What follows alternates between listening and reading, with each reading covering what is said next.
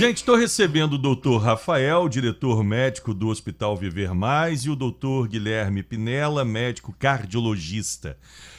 Bom dia, primeiramente, aos dois, tudo bem? Bom dia, tudo bem, Betinho? Tudo bem, Betinho, bom dia. Prazer estar aqui com a sua audiência aí. Vocês que são especialistas no assunto, a minha primeira pergunta, hoje da Inglaterra ou Argentina? Inglaterra, com certeza. Vamos de Inglaterra. Qual? Bellingham e o Harry Kane. Qual o placar? 2-0? 2-1. Um de Messi também. Tá todo mundo na 2-1, cara. Tem que ter cuidado no bolão, né? Porque senão ganha um monte de gente junto. Pois é, vocês vão fazer bolão aí, gente. O 2-1 vai ser a maior aposta. Vai apostar 10 e receber 9 de volta. Todo mundo que pergunta... Dá mais o bolão da tá Helenice. respondendo. A gente pergunta pra todo mundo, a placar é 2-1. Bolão da Helenice, você paga 20% pra poder fazer a sua aposta, sabia? É uma taxa. 20% é igual de taxa. consórcio, taxa de administração. O povo não é bobo, não. Bobo é a gente que aposta. Ô, gente, ó, vamos conversar sobre o coração. Queria conversar com os dois médicos que aqui estão sobre emergência cardíaca. Como identificar, né? Como saber quando procurar o pronto-socorro. Fala comigo, doutor Rafael, quando? Pronto-socorro deve ser procurado sempre que a pessoa apresentar um principal sintoma, né? Que é a dor torácica. Dor torácica de início súbito. Não aquela dorzinha que está com você há 1 mês, 3 anos. Aquela dor que começa subitamente, atingindo o peito. É o principal sintoma que tem que levar o paciente à emergência.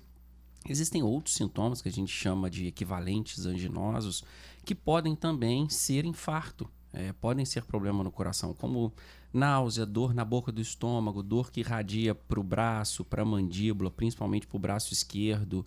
Isso também sudorese, do nada, que acompanha algum outro um sintoma desses, é importante que o paciente procure a emergência, que pode sim ser um problema cardíaco. Até a sudorese, doutor? Até a sudorese. Existem alguns pacientes que não apresentam a angina clássica, né, que é a dor no peito. Apresentam o que a gente chama de equivalentes anginosos. São sintomas que são relacionados à isquemia miocárdica, a doença isquêmica aguda do coração, e não tem nada a ver com dor, tá? Então pode ser a sudorese fria, é um sintoma que a gente classifica como possível equivalente anginoso.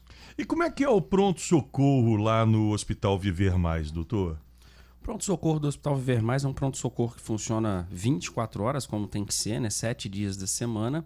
É altamente equipado, preparado, tanto com recursos humanos quanto tecnológicos, para fazer qualquer diagnóstico e tratar qualquer patologia do paciente adulto. Principalmente as patologias cardíacas, que são muito prevalentes na nossa sociedade, né, como um todo. Agora, doutor Guilherme, eu tenho um rapaz aí que ele ficou assustado, ligou para a mamãe, chamou a mamãe teve que fazer sopinha para ele, deu todos os cuidados do mundo, porque ele começou a sentir uma dor no peito, falou, tô morrendo, calma aí, ninguém te chamou na conversa, tô morrendo, e deixou a mamãe desesperada, e quando foi ver, tinha que soltar um pum. Não era nada disso. Era dor no fígado. Doutor! Mas eu achei que eu fosse morrer, porque eu entrevistei o doutor aqui alguns dias antes, e ele falou que qualquer dor nessa região torácica você tem que ver o que é, né? É perigoso, não pode ignorar, porque vai que é alguma coisa, que tá acontecendo alguma coisa. Agora, dor no peito, tem muita gente que sente, acha que está sofrendo um infarto, mas na realidade são gases. Como é que a gente identifica isso, doutor Guilherme? Isso é uma pergunta muito boa, Betinho. Isso é muito interessante. A gente tem as manifestações típicas, né, da dor anginosa, né? Agora tem as atípicas também. E a gente também tem esses sintomas, por exemplo, de gases. A gente tem aí questões de fratura de costela, né? A gente tem herpes zoster. Então são causas de dor torácica que não tem relação com angina de peito, não tem relação com doença isquêmica, e esse paciente sim vai estar agoniado, vai estar apreensivo, e na verdade é gases, é uma fratura de costela, é um paciente com uma pneumonia, com uma dor torácica. Então por isso que é importante a gente realmente estar focado, procurar o cardiologista, a gente o pronto-socorro está focado em direcionar essas questões para que a gente possa estar refinando, né, esses sintomas do paciente. Agora é aquele negócio, não dá pra gente, o leigo, identificar. A gente tem que procurar o pronto-socorro. Perfeito, Betinho. Temos que procurar o pronto-socorro porque a gente sabe que a doença isquêmica cardíaca é que tem maior mortalidade mundial, né? A gente sabe que hoje em dia, por conta dos fatores de risco, cada vez mais aí, estresse, dislipidemia, que é o colesterol alto, o diabetes descontrolado. Então, assim, a gente tem maior risco, né, de estar, assim, diante de uma doença isquêmica cardíaca. Então, o pronto-socorro é o local onde a gente vai ter maior segurança para manejar esse paciente. Doutor Guilherme, batimento cardíaco. Geralmente, tem pessoas que têm o batimento cardíaco mais acelerado. Eu praticava muito, eu estou um tempo sem fazer, mas praticava muito o ciclismo, né? E saía com alguns amigos e todos nós temos aquele aparelhinho de medir a frequência de batimento cardíaco. E teve uma vez que eu estava subindo assim uma ladeira, meu batimento foi a 198. O companheiro de pedal comigo falou assim: rapaz, para um pouquinho para você dar uma descansada. Essa questão do batimento cardíaco muito acelerado, ela pode ser prejudicial à saúde? Não necessariamente, Betinho. A gente sabe que a frequência cardíaca máxima que um paciente ele vai existir, a gente tem uma fórmula bem simples, que é 220 menos a idade, né? Então, no momento do pico de esforço, a gente faz esse cálculo rápido aí, 220 menos a idade. Então, um paciente de 40 anos, 220 menos 40 é 180 de batimento cardíaco. Isso mostra condicionamento cardíaco, né? Se o paciente conseguiu chegar numa frequência dessa, no momento de pico de esforço, 180, 190, esse paciente não teve nenhum sintoma, isso atesta muito até segurança, atesta muito até, fala muito bem das coronárias, né, que são as artérias que irrigam esse coração.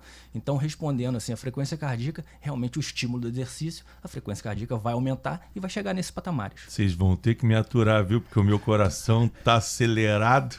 E isso é coisa boa, viu? Ah, é coisa boa? Eu consigo chegar no pico e não sofro nada com isso. O meu sogro tem uma teoria, não sei se vocês concordam. Ele é... Essa teoria é interessante, doutores. Presta atenção. Ele é contra a prática de exercício físico, já que a gente está falando de coração, porque ele acha que quanto mais exercício físico você fizer, mais o seu coração vai bater. E o coração tem vida útil, então quanto mais bater, mais rápido ele acaba. Isso faz sentido ou não faz sentido? Na verdade, não, claro que não, né? O exercício físico, a gente pratica quantas horas por semana de exercício físico?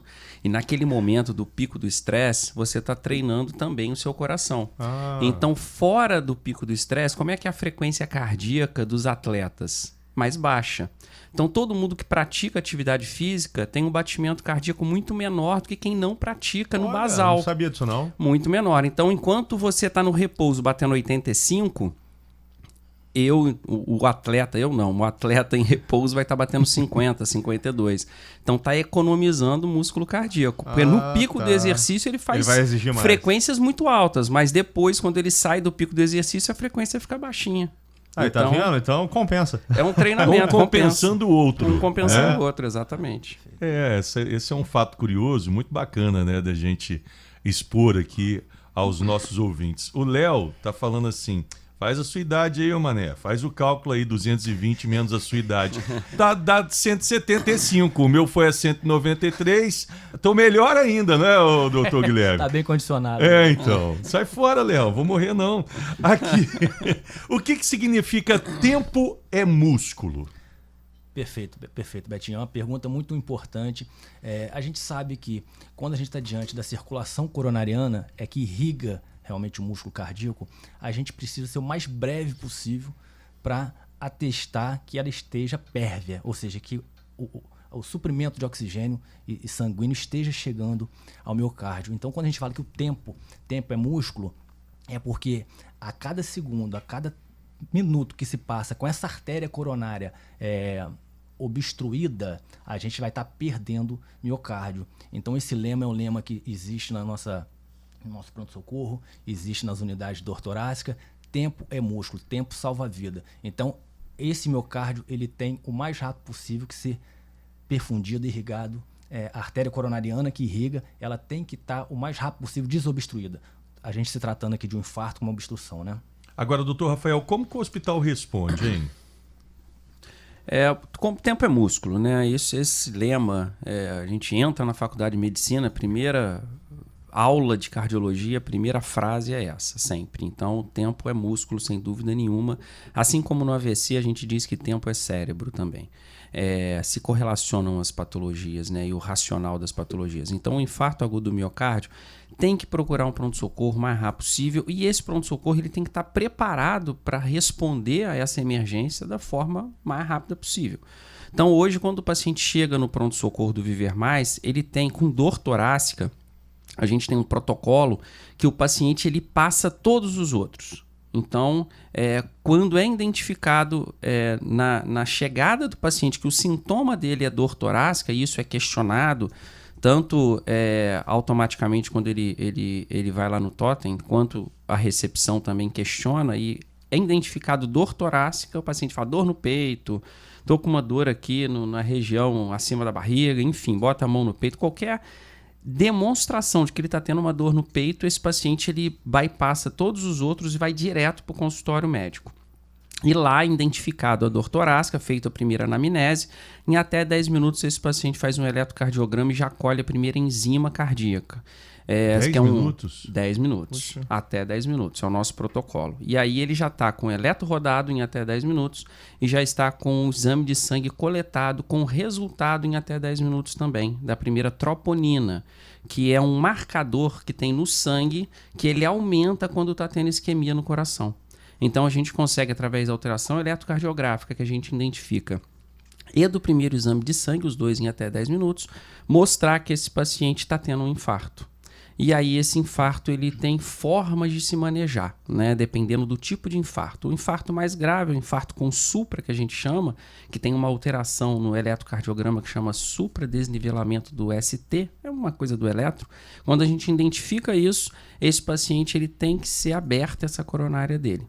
E idealmente em até 90 minutos é o que a literatura coloca. O tempo porta-balão, ou seja, o tempo da chegada dele no hospital até a desobstrução dessa coronária tem que ser em até 90 minutos. E quanto mais cedo, quanto mais precoce, melhor. E aí a gente desobstrui essa coronária, seja através de cateterismo cardíaco, desobstrução, chamado de angioplastia primária, ou seja através de remédios, medicações que a gente pode lançar mão, chamado trombolíticos, que a gente faz na veia do paciente e ela vai até o coração e dissolve o coágulo que está tampando a coronária. Então são formas que a gente tem de abrir a coronária.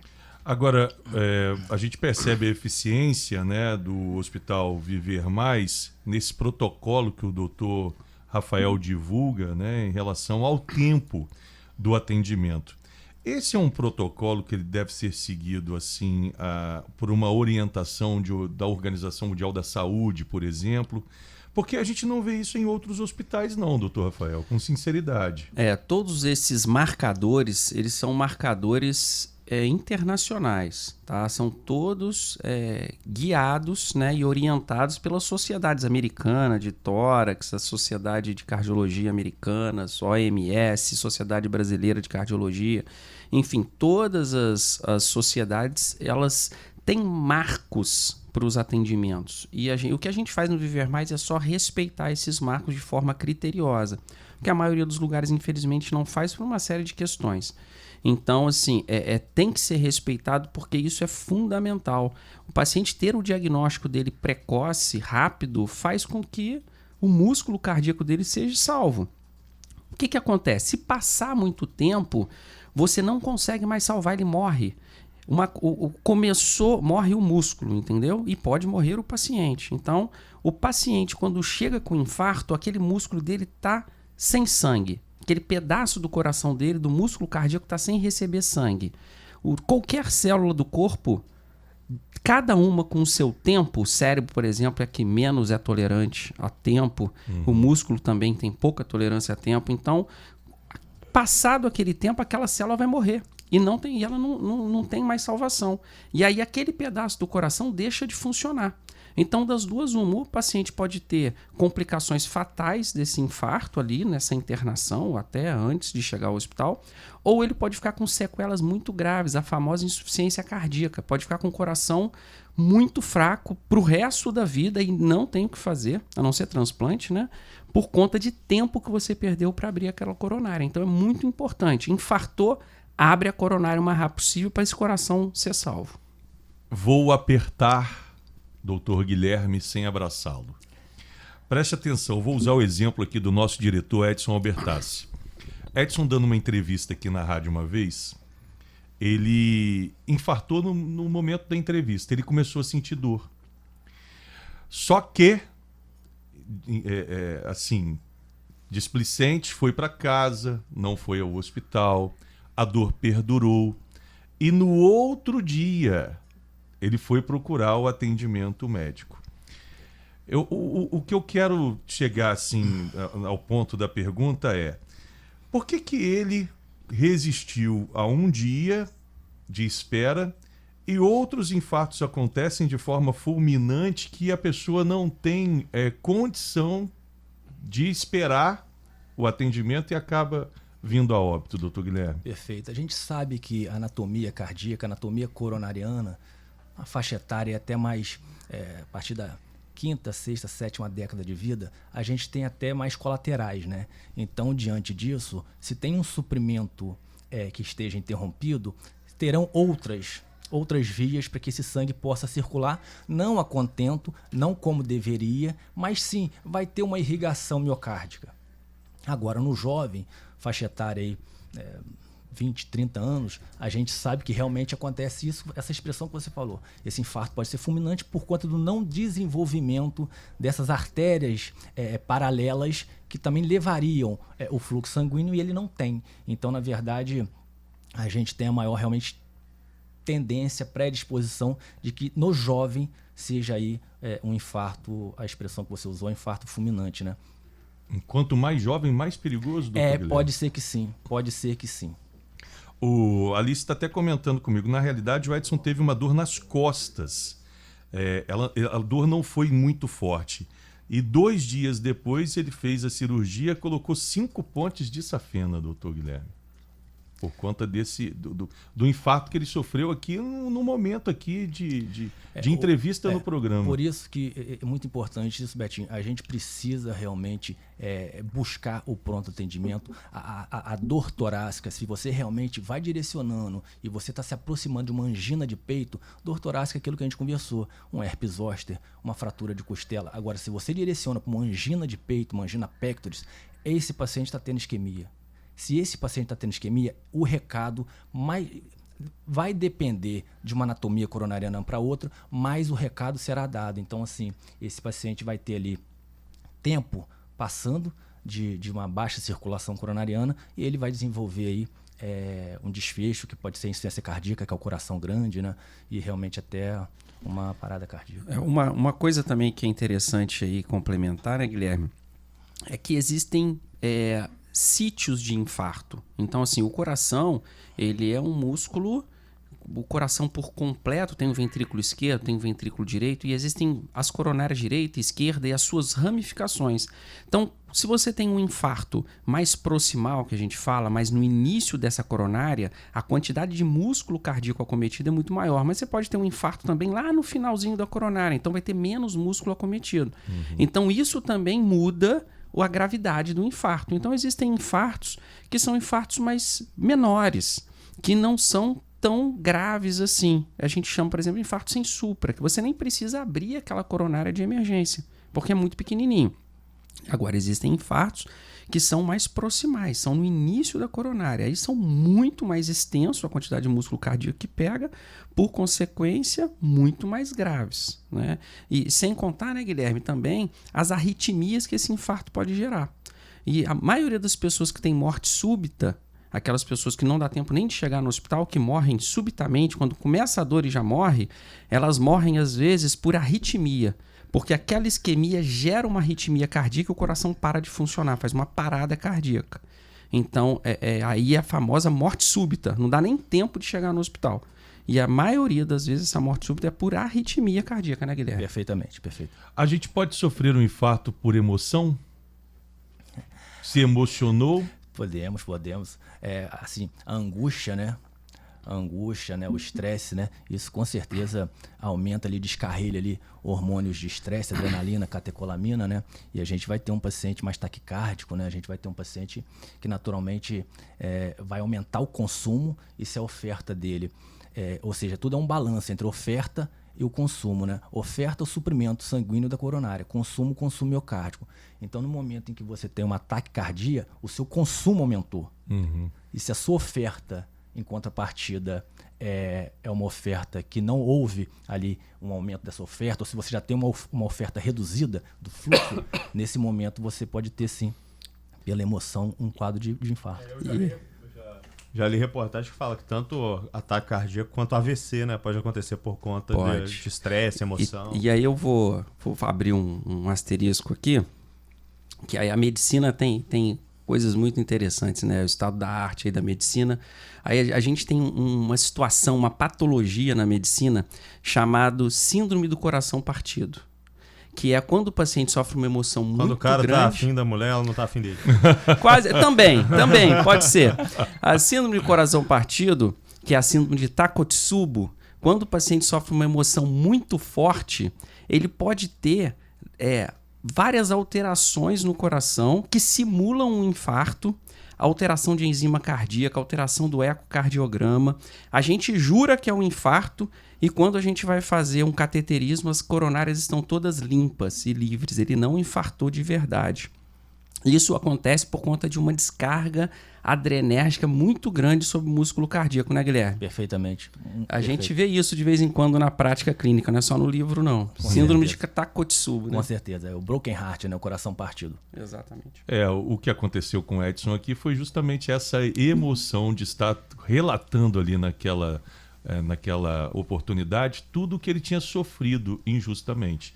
Então ele acabou se emocionando no meio do bate-papo e sofreu um infarto ali naquele momento, né? E resultado foi 5 pontos da Fena. Agora, para a gente encerrar, doutor Guilherme, o nosso tempo é curto, doutor Rafael também, eu queria que cada um deixasse uma mensagem, né, para os nossos ouvintes, mas em especial o doutor Guilherme. Nessa mensagem eu queria que você tratasse também, doutor, sobre a prevenção. De quanto em quanto tempo nós temos que fazer um exame preventivo, como evitar, né, as doenças do coração. Fica à vontade, por favor. Perfeito, Betinho. A gente sabe, né, até agradecer aí novamente, né, pela oportunidade. E hábitos saudáveis de vida, né? Hábitos saudáveis de vida, a gente sabe que atividade física, sono de qualidade, cessar tabagismo, reduzir o consumo de álcool, né? Isso tudo são fatores que a gente consegue modificar para que esse paciente possa aí ter uma maior longevidade.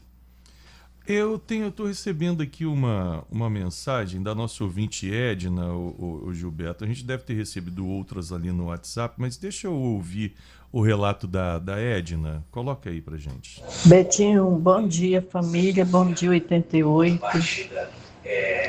Poderia me fazer uma pergunta pro doutor?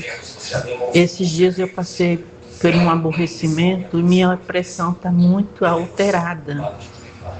E eu tomo remédio, mas ela foi...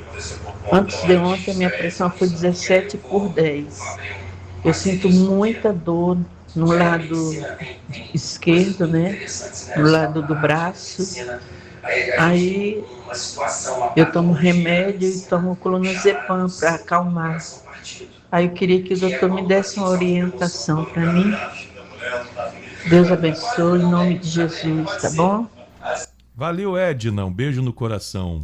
Ótima pergunta, Edna. É muito frequente isso. A gente sabe que os pacientes, aquela pressão, ela não é um reloginho, mas de uma forma geral a pressão é 12/8, né?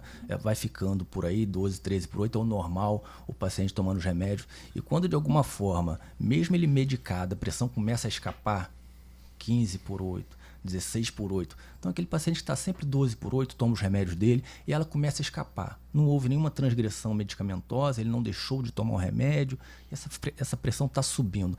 Precisa realmente, ainda mais ela falando que está sentindo dor do lado esquerdo, né? Precisa realmente estar procurando o consultório do cardiologista, mas eventualmente até um pronto-socorro, para que a gente possa estar entendendo por que que essa pressão está escapando e simultaneamente ela está tendo dor no peito, né? Então a senhora Edma realmente ela precisa aí. Não é normal, né? Não doutor? é normal. Não é normal. Agora, doutor Rafael, considerações finais, meu amigo. Bom, primeiro, orientar aí os seus ouvintes e deixar muito claro que sentir dor no peito não é normal. E quem tem que saber se aquela dor no peito é do coração ou não é o paciente, é o médico. Então a gente precisa perguntar aí ao médico e ver o que está acontecendo. Sentiu uma dor no peito, sentiu alguma coisa diferente, uma dor nas costas, um enjoo que não sentia, uma sudorese fria, alguma coisa diferente está acontecendo com você, a dor no peito é o grande marcador. Procura a emergência para você ser visto por um médico e esse médico dizer para você te tranquilizar ou não, ou tratar, porque como a gente disse, tempo é músculo e ficar em casa esperando pode ser a pior opção, sem dúvida nenhuma. Então, Pronto-Socorro do Viver Mais está lá, 24 horas, extremamente preparado para receber qualquer patologia, dentre elas a patologia cardíaca, que é tão prevalente aí no nosso meio. Bom, gente, nós conversamos com o Dr. Guilherme Pinella, médico cardiologista, e também com o Dr. Rafael, diretor médico do Hospital Viver Mais. Beijo no coração, gente, e até a próxima, se Deus quiser. Até a próxima. Muito obrigado, Betinho. Até a próxima.